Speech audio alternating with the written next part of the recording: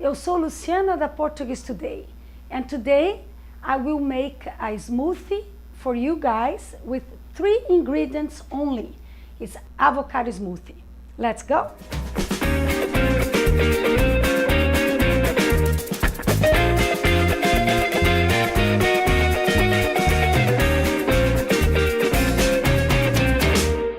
My students have been asking me for a while about the flavors of Brazil.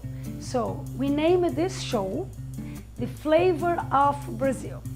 And the recipe today is with avocado. Avocado is a fruit or a vegetable? It's definitely a fruit. And you use it here in Brazil as a fruit all the time. We eat avocado with condensed milk. We use a blender, and we don't use like I know that you Americans use in the United States, as look more like a vegetable because you eat avocado a lot, what is delicious well, in a salad. Here use as a dessert. Today you learn avocado smoothie. It's a very, very easy recipe, and we use only 3 ingredients, only 3. São eles. They are lime, limão, abacate, avocado, and condensed milk, leite condensado.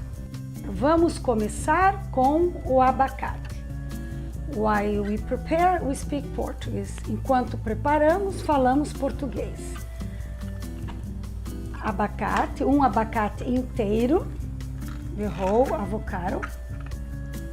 Don't forget the lemon juice, some drops. Suco de limão, algumas gotas. E agora o leite condensado. Now the condensed milk.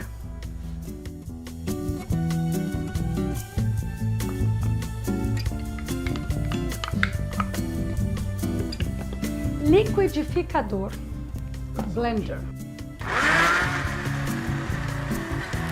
Então, vamos ver como ficou? Let's see how this look like. Very good texture. A textura é bonita, macia. Vamos ver se tem o sabor do Brasil. Let's see if it has the Brazilian flavor. Now let's use a little strawberry to decorate. É importante comer gelado. Very cold. It's better if you eat very cold. So, this is our avocado smoothie. Pretty easy, huh? Write to me if you want to give me some suggestions about what you're curious about, if you are curious about other flavors of Brazil, or curious about something else that you don't know about our culinary and our food. I will do my best to present it here. Please subscribe in our YouTube channel, follow me on Facebook, leave me a like if you like it. And if you are interested to have a class with me, Portuguese class, not cooking class, just call me or write to me on my webpage, www.portuguesetoday.com. Thanks.